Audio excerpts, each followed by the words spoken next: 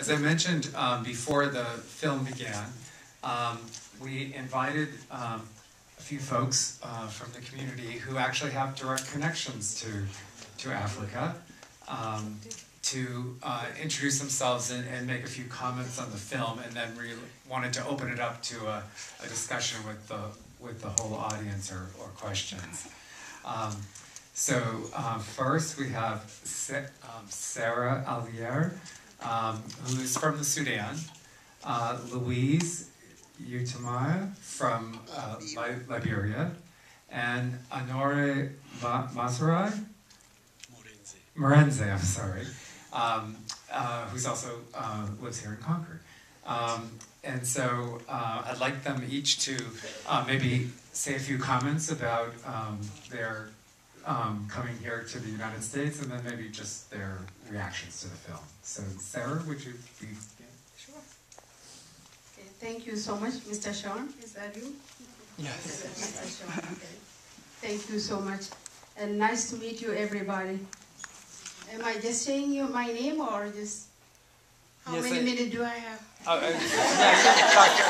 I think everybody would be love to hear a little bit about how you're coming here to New Hampshire, and then your thoughts about the film. Okay, thank you. I tend to talk a lot, that's why I'm asking in advance. Okay, 5 minutes or so. 5 minutes? Yeah, talk about 5 minutes. Thank you so much. Okay, my name is Sarah Alier, and I'm from Sudan, the same place, the same village, the same language. In Sudan, we have 150 tribes, and each tribe has its own language. I grew up actually in the north, so I haven't faced any of those things. And we have different type of persecutions that are happening in Sudan, actually a lot. Some of them you will be killed, like they told you. Some of them you will be tortured alive. For some of them, you will be treated every minute of your life unfairly. So I was in the north. I was always treated unfairly because I'm a Christian. But my father was a very strong man. He was a journalist, and he always told me, Sarah, learn the language of your enemy. So I managed to study the Islam and sat with them. So always when they talk to me, I managed to answer them in an Islamic language from their Quran in Arabic. And I spoke Arabic fluently, I still speak it. But then my father knew my end will be in the grave or in prison. So he decided to save me by sending me to Russia. But there, it was another problem. They were atheists, and I'm a Christian. So I had to face another war. But my father always wrote to me and said, you know what? Try to survive. Try to make it work. And please, don't say anything. Because I always said what is in my mind. I always said what I like and what is supposed to be the truth. And my friend Robin, I wish she was here today. Robin Meacham, she's from Exeter. When I arrived to Manchester, I was always, when I'm mad, I will turn and talk in the Dinka language.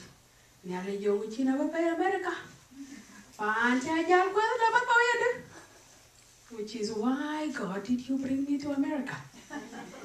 Because there is always unfairness in America.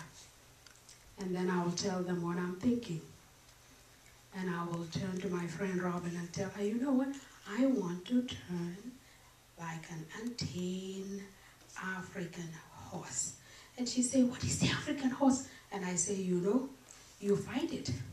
When people are unfair, you fight it until you win. But you have to know that you are talking about the truth. And then later on, I learned that in America, you can't do that. you need to be a politician.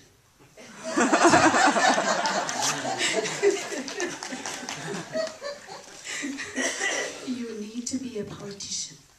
So Americans, even when they are mad, they will be, oh, you sweetie, honey, but they are mad. But to us, when we are mad, you know, we show you that we are mad. And we do what? We shake. Because we want to show how much meat, the African meat, that is going to fall on somebody. So, but Americans, they are always polite. So we learn to be polite and nice. And also say our word nicely and make it rich for people to hear us. So recently, through all that, through our fight, we were able to come to conclusion that our country became the 54th country recently of Sudan, and we gained our freedom from the north, and we became a free country. And it has a new name, which is the Republic of South Sudan. I hope you knew about that one. So I will end here, but I would just like to say that I am a physician. I studied medicine in Russia, the Russian language, so I speak Russian, but I'm still fighting the war, which is the war of being stripped out of my dream. So I'm not practicing as a doctor. So the war is still on in the world. Let's do something about the Sudanese. So I will turn this to my sister. Thank you.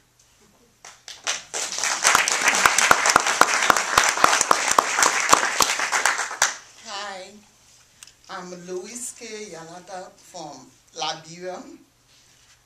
I came to the United States 2006.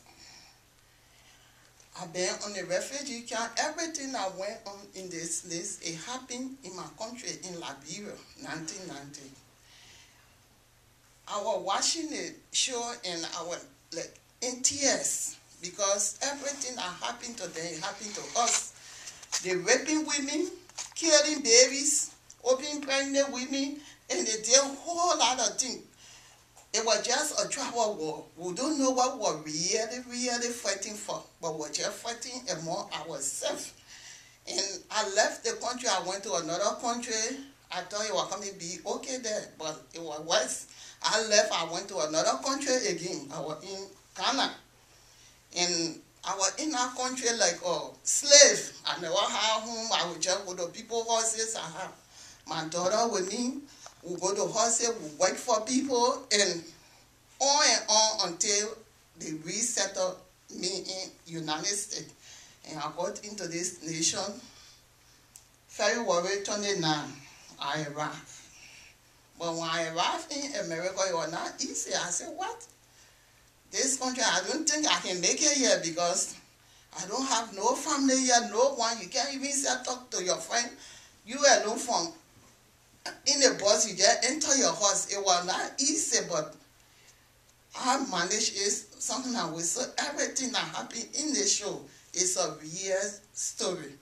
And I want for the American government, I want for the world to help the African. Because the African need help. We need help. We need help for our people. Our people dying of hunger. They are dying of starvation. They are dying because no medicine. So I want for the United Nations, I need to help the African. We need help. Even we, the African in America, I don't care how we eat, how we ride the best of car. We stay in tears in the night, we cry because we think about our people back home. When we make the money, we don't have enough to support our people home. They're calling us, but we cannot help because we don't have enough. So we need for the United Nations to help our nation. We need your help. We need the American help. You people are very kind and nice to all your bro. Oh yeah, we happy because your bro or your save us. But we need for you to save our other brothers and sisters.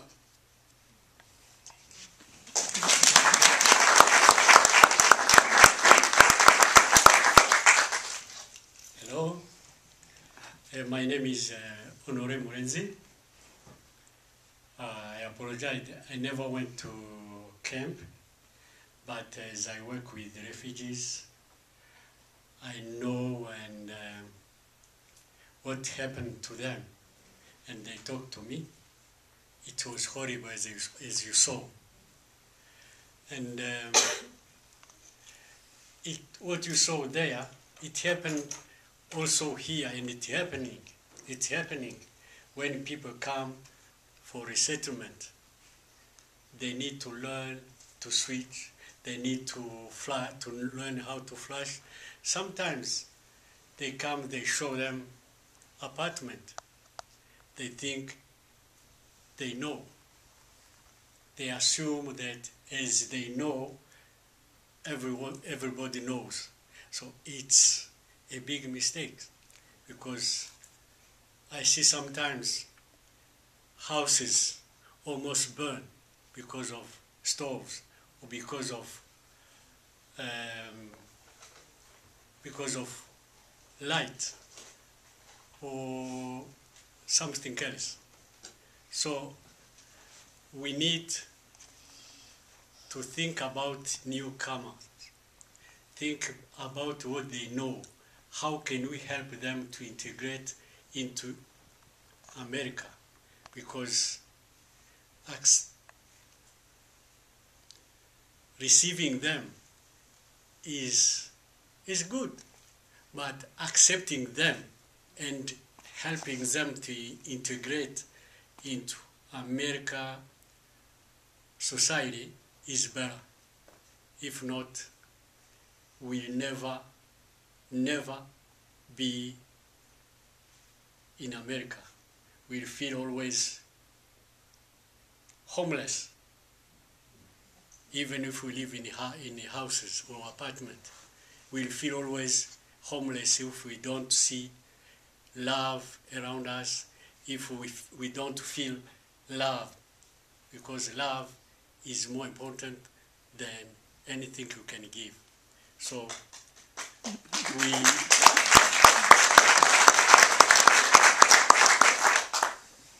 want you to show us love, because we chose to stay here in cold because we love you. So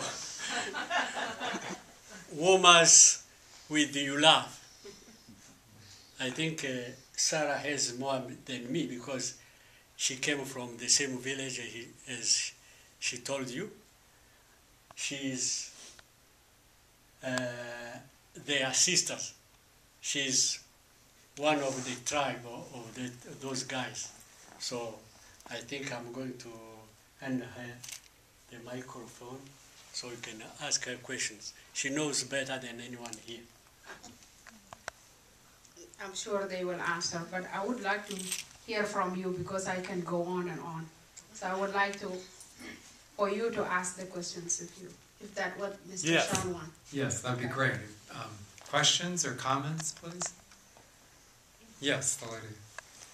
How do they choose from that many people who will come, who will be resettled and who won't?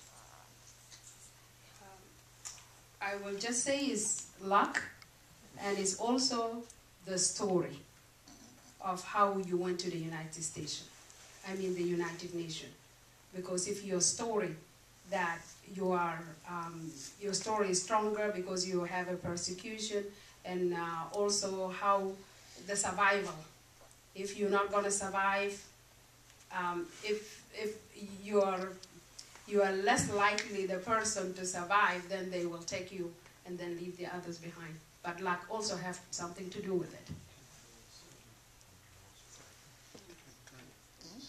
Do you want to comment? How they choose, as she says, it's lucky. It's lucky, because when you are in a camp, they come and they ask you. They come to make a list, and they ask you where do you come from, what brought you here, And then if you have the same stories, it's about to change. So if you have a story, for example, that you say, for example, that you have problems in camp, you are persecuted, things like that, so you are ahead of others. But if you have they choose how many, if they want 50, they take 50. Other questions? Yes. I have a question,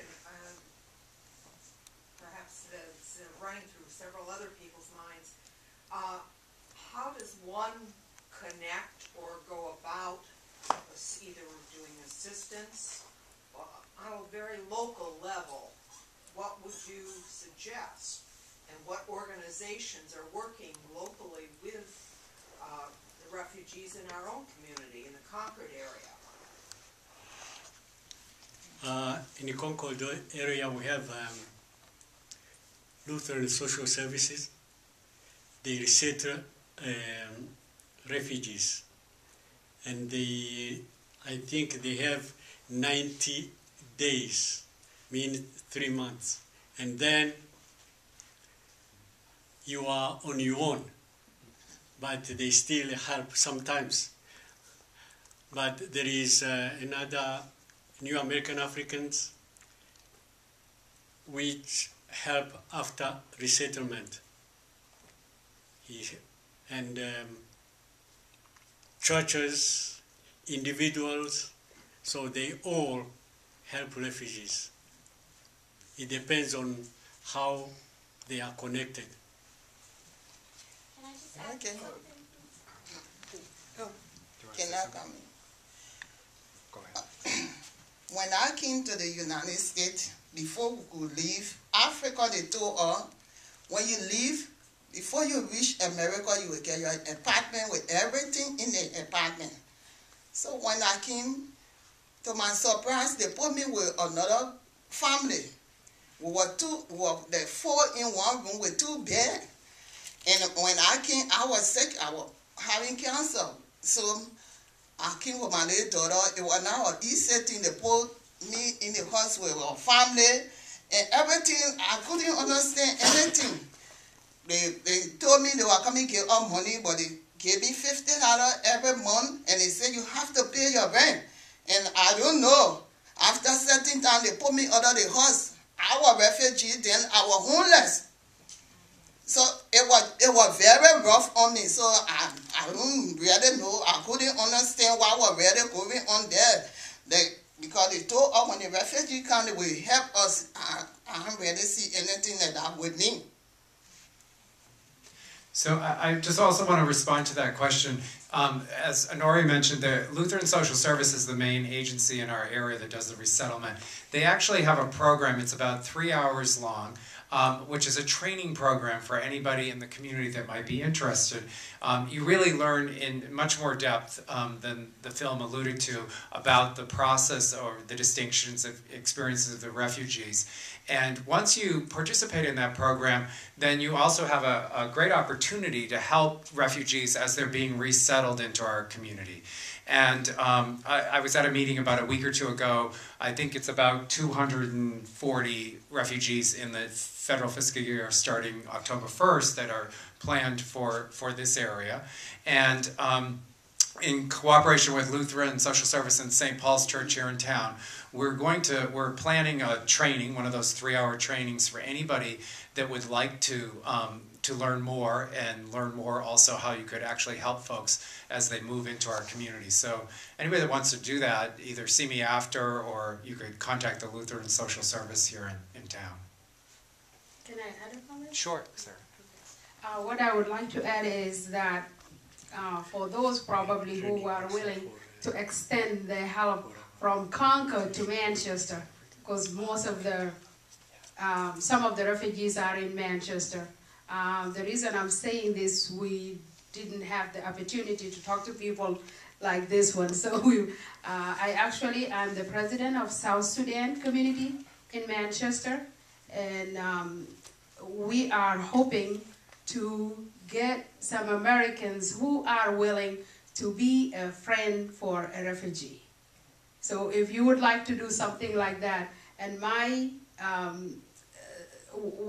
we are asking from them is, if you would like to just be a friend for refugees, especially in this hard time, what you can do is just to take them for a day, for example, to a movie or out from home. Because at this moment of time, most of the refugees lost their job.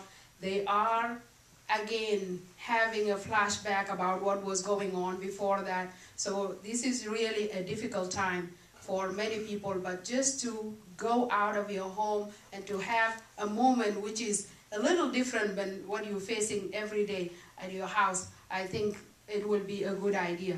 I didn't bring this idea. I went to one of the states, I forgot the state, and they have that program through the refugee resettlement that the refugees will have friends from the community that will actually work for them, just like big brother and big sister, something like that. It's similar to that, but it's just a friend to the refugees. As she was saying, when we came here as refugees, you have that 3 months that you get the help, and then you are on your own. For those who did not know the language, you are on your own. I came here knowing the English language, and I was pregnant, and after that, a little bit after that, I had a baby, but there were a lot of Sudanese, especially the woman that had child died because of the lead poisoning. But there was no one to help her with the language. And she was at Lebanon hospital, and I was at home. I can't travel to go to Lebanon. So what I used to do was, they will put her on the phone, and the saddest thing is, they put her on the phone for me to tell her that, you know, your child is dead. And that was the most horrible thing in my life.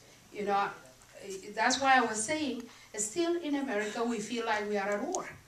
Because, you know, this is not things for us to do in our country. These are culturally things for the adults. For us, you know, it's for somebody who is older.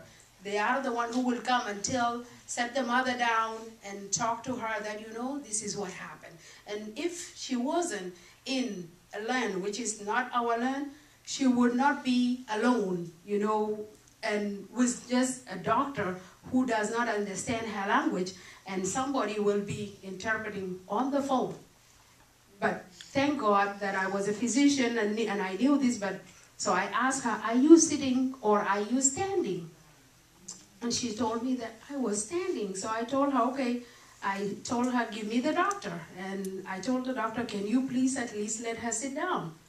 And then she sat down, and I told her, I'm sorry to say this, and your child is dead. And at the end, they have to research us. And I was part of the research to find out whether the reason for the death was from where we came from, or was it here? And they found out it was here because of the home where the refugees are resettled are the most cheapest home, and they are the one that was, the paint used to be the one that was mixed with the lead, and the child was eating the lead off the wall. And so that's one of our stories. Sorry if it is too long. Connie? One of the things that was nice about the movie is that after the group had been here for many years, they've got this national organization to support themselves and each other. Is there, and I think if you come and you've been here long enough, you are the most helpful, in a sense, to the new people. So should the long-term Americans help. But is there the financial means or the connections and the networks now in New Hampshire, that there is support from the already settled refugees? Is there a way that others can help strengthen those organizations? Yes. We have what we call a coalition of African organizations. Sudanese, Somali, a New American African, and the Women for Women. We have office at 510 Chestnut Street and on Park Street here in Concord. And we would like also to have volunteer to help us with after school program and ESL class. We have ESL class at Immaculate Heart of Mary every day from 4 to 6. So we would like to have people to help us because it's difficult to get volunteers. So we are helping people. Are there similar groups for other refugees from other countries? I'm Yeah. working with a refugee group, family from Iraq, and they seem to have very few resources here that they can turn to. They come also to after school program. Some of them come. So we serve everybody. Excellent.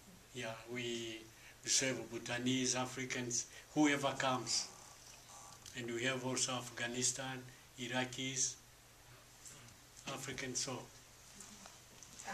Can I answer a little bit of that? Actually, the Iraqis, they don't have any organization right now, but I'm talking to them, so they will be able to form one, because when you don't know the way and how things are being done, you are lost. So they are a little bit lost because we were like that before, so we are talking to them so they can do something like that. But if you need my help, I will be able to give them some information since I speak Arabic, and I was part of the resettlement of the Iraqis because I speak Arabic, I interpret for them, so you can use me anytime you want. And you can get my information from Shawn. Thank you. One more question, I think, the lady in the back. Yes, I had a question actually, is this gentleman next to me, and you're just talking about, after the 3 months, and you're on your own. I mean, that's, if you're out of a job and everything, so what do you do? I mean, what can you do? If you have no job, then how do you get food? I just want to make a comment for myself. Me too, I'm a refugee. I came from Sierra Leone. Actually, what saved my life from the war in my country is because the violence that I went through that made me to be unconscious. That saved my life. They thought that I was dead, so they left me there. Until I gained consciousness. At that time, my house was on fire. My late grandmother was inside there. I woke up. I don't have to stop. Took her out of the house. Luckily, some of my friends are around. Put the fire out. After 2 months, she passed away. I don't have any alternative. I have to leave. I left my country. Okay, travel a lot from one country to another. End up in Ghana. I was fortunate to be resettled here. But all of a sudden, I started an old battle in the United States of America. I've been 3 years plus now, but I can tell you, I am still not yet on my feet. I'm really finding it tough. I came here because of what I got to go through with so many medical problems. I just want to mention them. I never had in my life before. I was escorted to the United States with a medical doctor due to my health condition. But unfortunately, wow, yes, they can say, Lutgan don't have enough money. But I just want to say, they care less about some of us. I have to say I'm really sorry that you feel that way, but it's not true. It really hurts to hear that you feel that way. But at Lutheran Social Services, we're there for at least 5 years for support. So if you would like to make an appointment, you can call and we'll meet with you again and see what we can do to help you in your current situation. You tell me that's not true? You know me? Yes, I do. You know me? You don't remember me? Tanya? Huh? Tanya? You know me? Yes. You helped me? Yes. You ever visited me? You know I was homeless? Do you know that? I was homeless?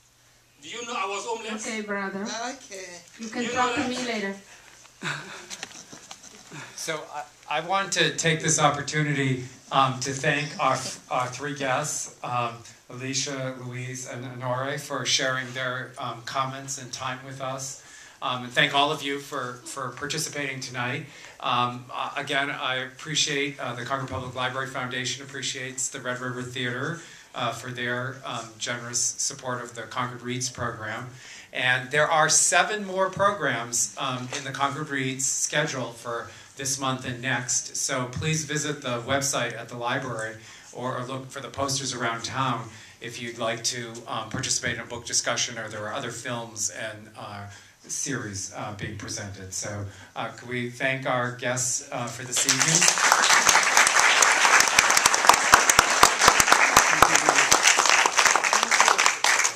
Thank you so much for your support, and we are grateful because there is no easy life. Just want you to go out with one word, that there is no easy life. Yes. Even if we were in our country, there is a time when you will face, and I'm sure some Americans face the same thing like us. Yes. So we are not blaming you, we are not blaming anybody.